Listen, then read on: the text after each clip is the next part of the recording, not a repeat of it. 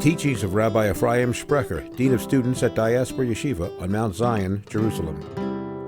Parshas Naso.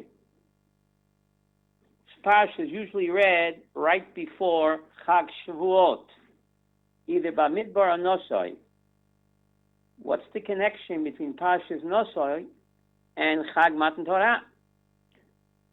Parshas Naso is the longest parsha in the Torah. It contains 176 verses. And the longest chapter in Tanakh, Psalm 119, also contains 176 verses. And the largest tractate in Talmud Bavli, Bava Basra, also happens to contain 176 pages. So somehow they're all connected. So what does Parshas Naso got to do with Chag Matan Torah? Naso is Rosh B'nai Gershon Gam Heim, it says, by Midbar 4. Lift up the heads of B'nai Gershon Gam Heim, them too. Let me lift up. Unlike the Kohatites who carried the holy vessels on their shoulders, the Gershonites, they were the truck drivers. We would call them the porters, the schleppers. They carried the heavy curtains and the boards of the Mishkan. They were like the truck drivers with the wagons, the schleppers. So even though they didn't carry the holy vessels on their shoulders, the Torah says, Naso is Rosh B'nai Gershon Gam Heim. They too deserve kavod. Lift up their heads and make them feel good about themselves, even though they're not carrying the ark. Every Jew deserves chashivut. The message of Matan Torah is, it doesn't matter what kind of job you do. If you do it honestly, then in God's eyes it's just as important as even carrying the ark on your shoulders. So therefore, even the truck drivers, the schleppers, who carry the heavy load of the Mishkan and the wagons, the Torah says, lift up their head, give them kavod as well. This is a great message before Matan Torah. Ki ish echad b'leiv echad. Every single Jew is precious and equal in front of God. Doesn't matter what he does. The famous story of Aryeh Levine, the great tzaddik of Jerusalem. He told the Jewish garbage collector that collected the garbage on the street, he says, I envy you. So the garbage collector said, Rebbe, are you making fun of me? I'm a garbage collector. You're the greatest rabbi in the world. How can you envy me? He says, Chas v'sholom, I'm not making fun of you. I truly envy you. Imagine what Moshe Rabbeinu would give to be in your shoes. Imagine Moshe Rabbeinu. What would he give to be able to sweep the streets of Jerusalem? He was not Zoicha to clean the streets of Jerusalem. He was not Zoicha to come to Israel. And you, Rabbi Yid, have the awesome schus to clean God's holy living room, God's palace. I envy you, Rabbi Yid. That's the message of Matan Torah. The message of Shavuos. No one can do all Taryag mitzvos. But we need to respect and unite all of us in God's eyes. Ki ish echad b'leiv echad. To give kavod to each and every Jew. And that message is very important in order to be able to receive the Torah.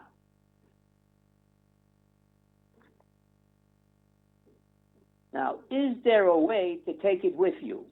Jack Benny said, if I cannot take it with me, I'm not going. But he went anyway. The Torah says something incredible. This week's Parsha, Bamidbar 5, verse 10, a person that gives his Truma and Maisa to the Kohen, to the Ani, lo yeh, it belongs to him. Seems to be redundant. Person that gives his holy offerings to the Kohen, to the Ani, lo yeh, it belongs to him. Obviously,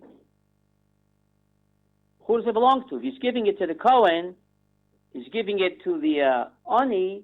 What does the Torah say? If you give your holy tithes to the Kohen and the poor person, it belongs to you. What does that mean? What do we take with us to Olam Haba? What we give to others. What we give to others. If we give our tzedakah to the Kohen, to the Ani, the Meiser, the Torah says, Lo yeh. That's really yours. That's what you take with you to Olam Haba, your tzedakah. So there is a way to take it with you. You want to preserve your wealth? Give your portion of tzedakah, and the Torah says, Lo yeh, that remains with you, Olam Haba. Because your bank account doesn't go along with you. But what you give for tzedakah, the Torah says, Lo yeh, that truly belongs to you for eternity. The value of the mitzvah, that's what you take with you. And this fits in very nicely with Megillat Ruth that we're going to read on Shavuos. Amazing. Ruth is gleaning in Boaz's field. And she comes back with a bonanza of grain. Leket shikhampeya, all the agricultural gifts that a poor person is entitled to. So Naomi asked Ruth, who did all this chesed for you today? He let you glean so much, the gleanings, the bundles, the corners of the field. You came back with so much grain. Who is the man that did this chesed for you? So she says, the man that I did chesed for him, his name is Boaz. So Naomi said, Ruth, you must have been out in the sun too long. I asked you the name of the man who did this chesed for you. She said, I'm not out in the sun too long, my dear mother-in-law. The man that I did chesed for him, his name is Boaz, because the grain that he gave us, that'll be eaten up, chick-chack. But the value of the mitzvah, by accepting the tzedakah from Boaz, that grain will be eaten up quickly. But in exchange, he has a tremendous chus, the mitzvah of chesed. So I did a chesed for him. By accepting the tzedakah, I did him a great favor, because the tzedakah will be eaten up soon. But in exchange for that, I gave him a tremendous mitzvah of being about chesed, that he takes with him to Olam Haba. So who did chesed for whom? You give a donation. The donation is gone soon. But that mitzvah that you give, that you receive, that you take with you to Olam Haba. So when we give tzedakah to the ani, we should tell the ani, thank you. Thank you for allowing me, for giving me the privilege to give you tzedakah, thereby guaranteeing my eternity. So who does chesed for whom? When we give the ani tzedakah, we do him a chesed, but that's temporary. By accepting the tzedakah, he in return gives us the permanent mitzvah of giving tzedakah that we take with us into Olam Haba. That's the message right before Matan Torah, Parshat Naso, and also Megillat Ruth. Megillat Ruth. Now, Torah goes on and speaks over here about a sota woman, a wayward woman that betrays her husband. And this is the only time in the Torah there's a trial by ordeal. And the Torah says, a husband who his wife betrays him. Midbar 5:12, the Hebrew says, Ish kisiste ishto. A husband whose wife will betray him and become disloyal to him. So Rashi wonders, why is the word husband written twice? A woman betrays her husband. Why did it say a woman who betrays her husband, her husband? A husband, the husband, twice, whose wife betrays him and is disloyal. So why twice? Says Rashi something incredible. How many husbands does a woman usually have? They say three is a crowd. But in Judaism, Gemara and Sota tells us, Ish, husband, has a Yud. Isha, wife, has a Hey. Yud K. In every marriage, there's a third partner in that marriage. Ish, the Yud, Isha, the Hey, that's God. You take away the Yud from husband, and you take away the Hey from Isha, you're left, God forbid, with Ish. So Rashi says, incredible, that woman is disloyal and betrays her husband. She betrays her human husband and also her heavenly husband. Wow.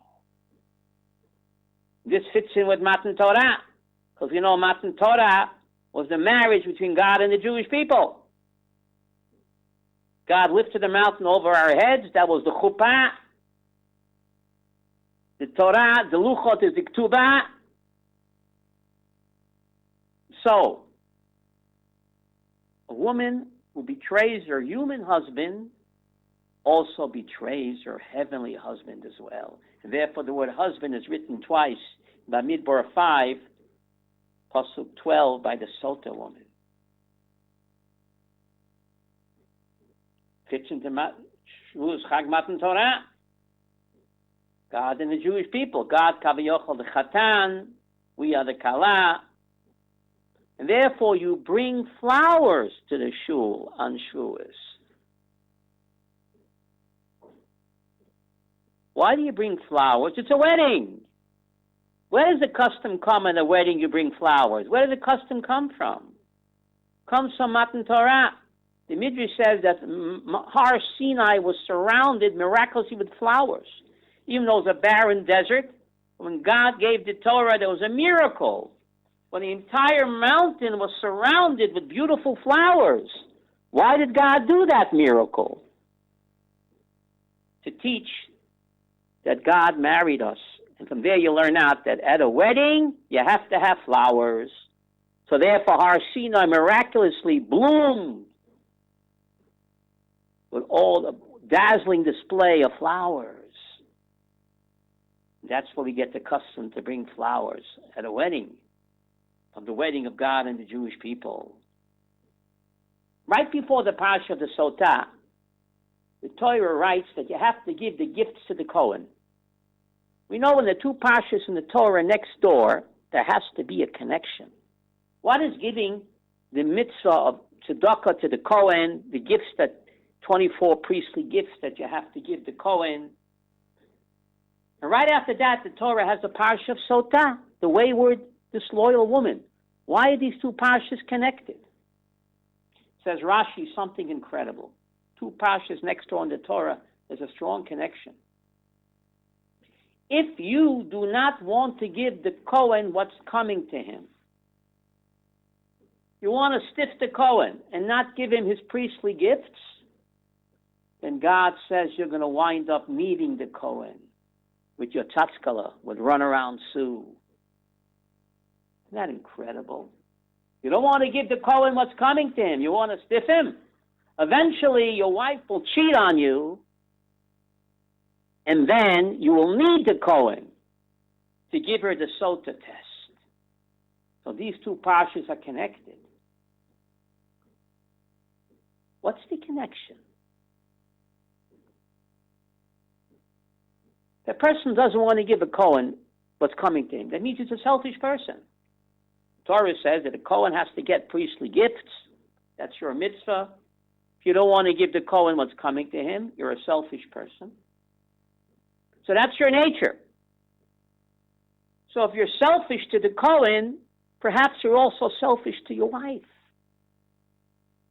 Perhaps you don't want to give her what's coming to her. You only think about yourself.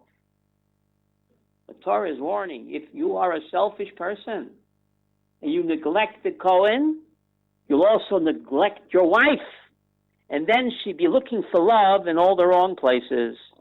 Chas v'shalom.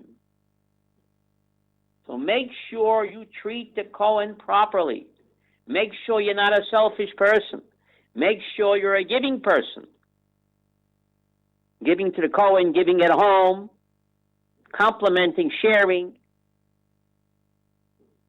Otherwise, if you're selfish with the Kohen, perhaps you're selfish with your wife, and she will feel rejected by you, and God forbid she might be disloyal. So therefore, these two parshas are connected.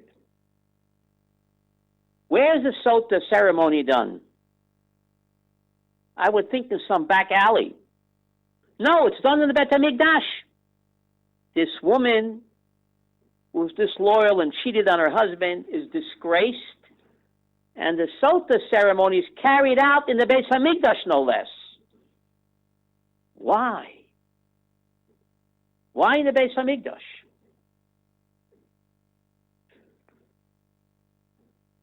What's the answer? The answer is that earthly passion can be elevated and be brought to the Beis HaMikdash. All of us have earthly passions. But if we channel them and elevate them through the mayim of Torah, then the earthly passion itself can be elevated. The act of getting married is called kiddushin. To elevate the marital act and make it into holy, and that's only done through the mayim of Torah.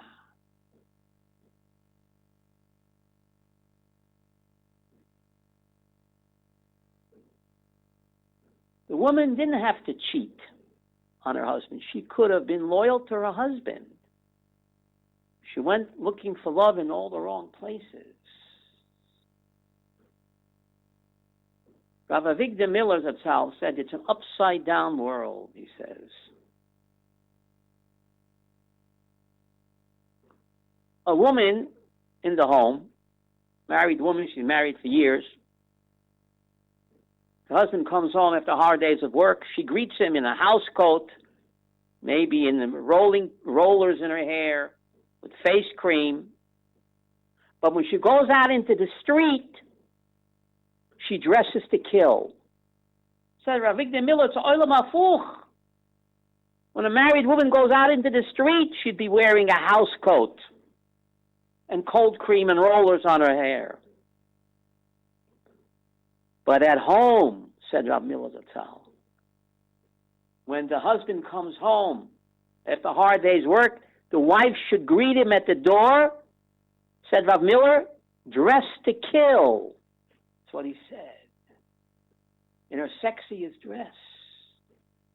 Not for strangers in the street. In the street, wear a dumpy housecoat. But when hubby comes home, no matter how many years you're married, greet him in your most seductive dress that you can think of. Dress to kill. Earthly passion can be elevated to Kedusha.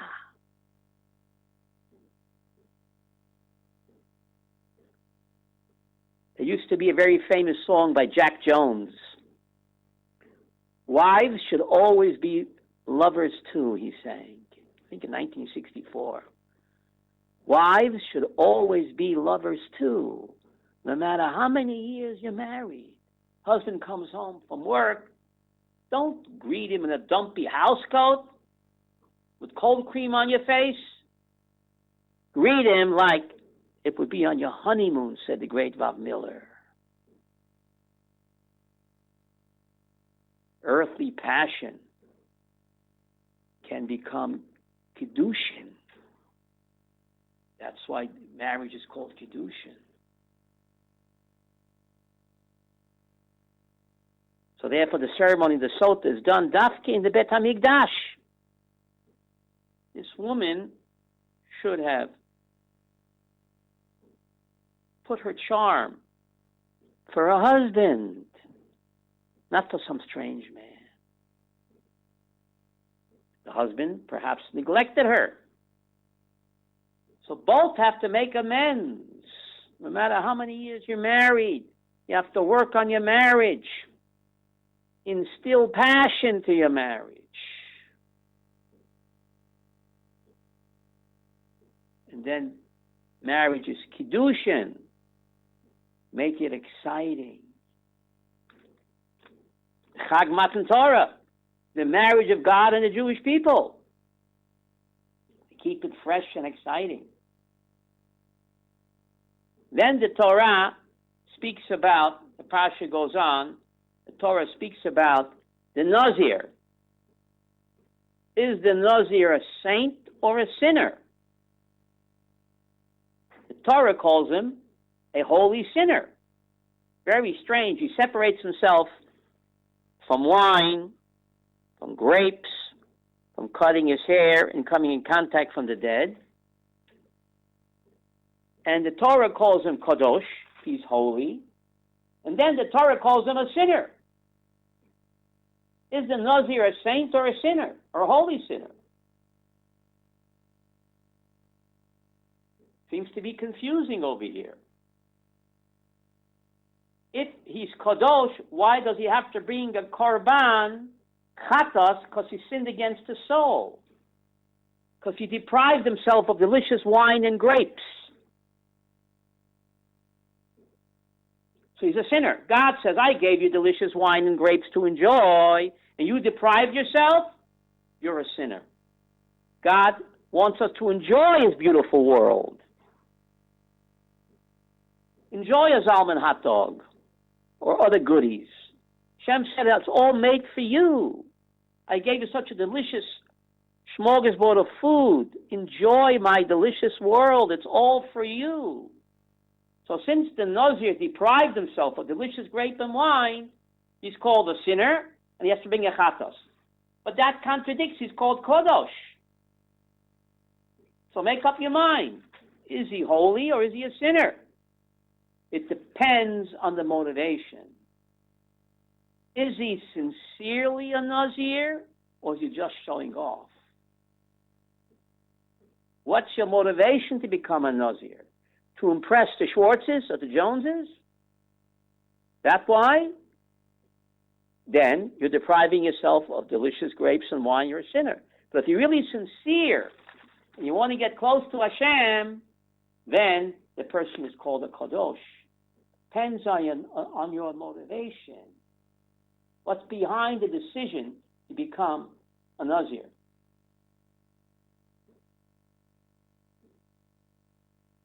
This idea goes even further.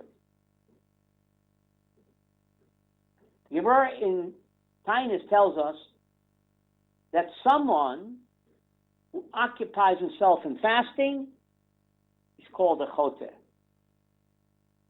a sinner. But then the Gemara says, no,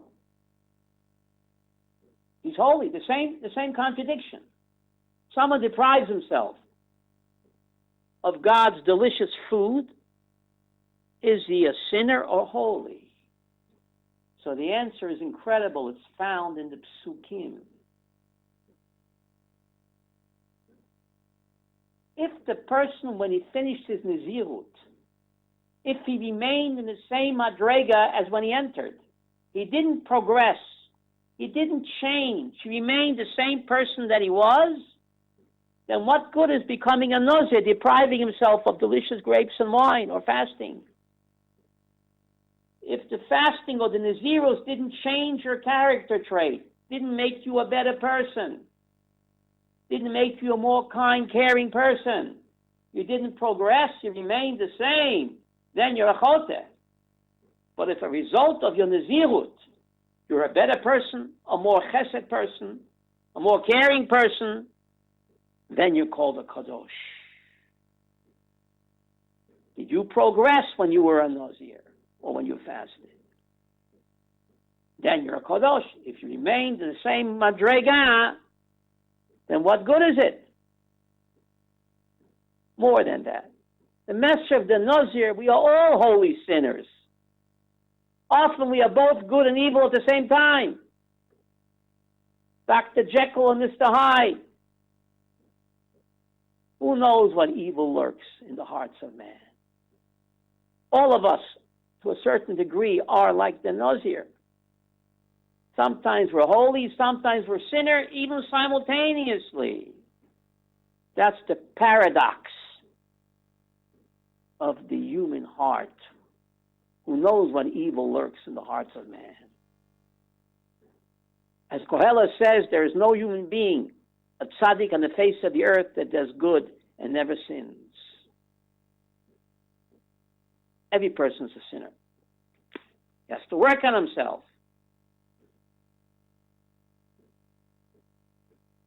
Then the Torah goes on and speaks about the Berchot Kohanim. The Berchot Kohanim is the only bracha where the Kohen makes the Bahava. The only Berchat HaMitzvah where you mention the word Bahava. If the Kohen doesn't love every Jew in the synagogue, he's a bracha levatala. A bracha can only take effect when you love the person you're blessing. If a Kohen is upset or angry with someone in the congregation, the halacha is you're not allowed to bless. It's a bracha levatala. Blessing can only come by ahava.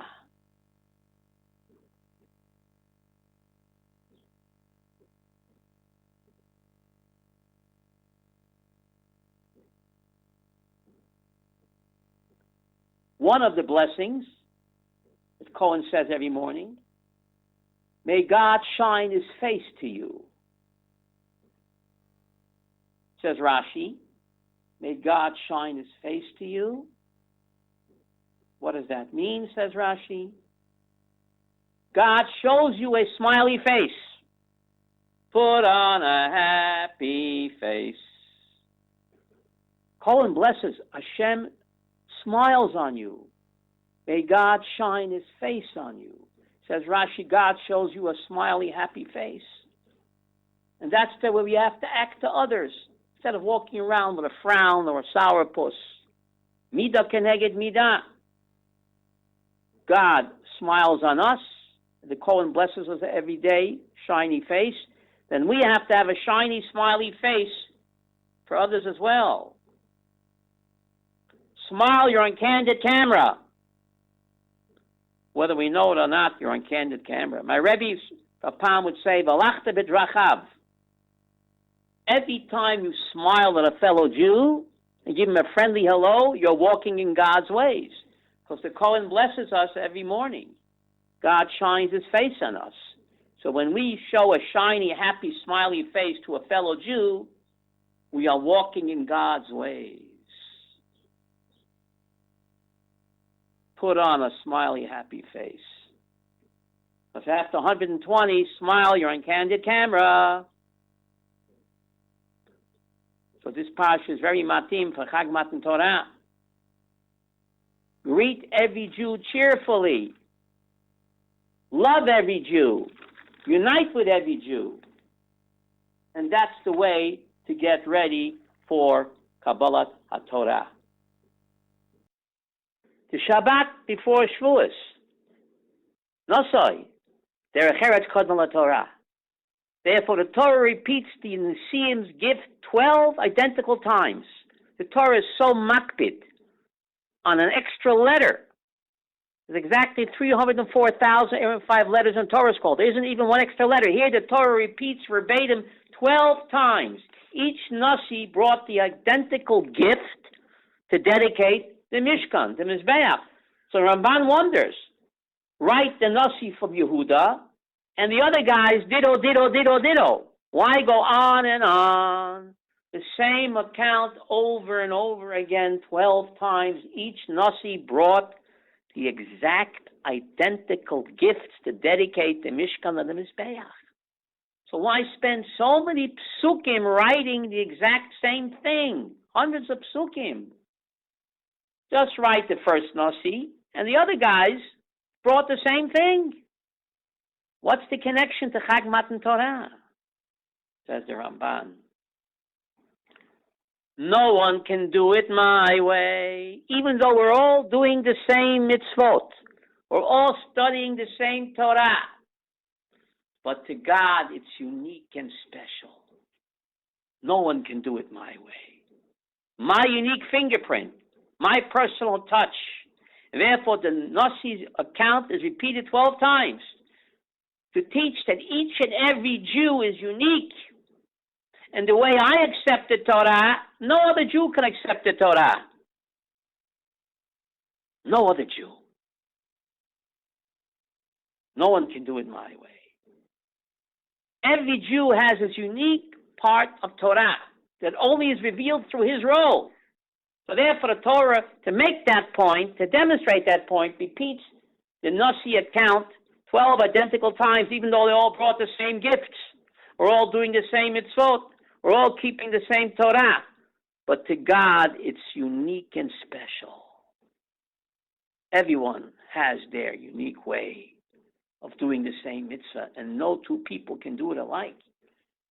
And the Ramban gives another reason. If would have only written the first Nasi from Shevet Yehuda and say the other guys had ditto, ditto, ditto, they would feel slighted. How come the Shevet Yehuda guy, he's Nasi, he gets his carbon, itemized, and the other guys get ditto, ditto, ditto? So says the Ramban, not to upset the other Jews. It paid for the Torah to write the same account 12 times, that no Jew should feel slighted. This is the message of Matan Torah. No Jew should feel slighted. No one can do it my way. To be sensitive to every Jew. And therefore, the account of the Nisim is repeated 12 identical times. That's the message of Chag Matan Torah. Derech Eretz Kodma LaTorah. Give kavod, chashivus to each and every Jew, and that's how you get ready to accept the Torah. Thank you, and Chag Sameach. For more of Rabbi Sprecher's teachings, visit rabbisprecher.com.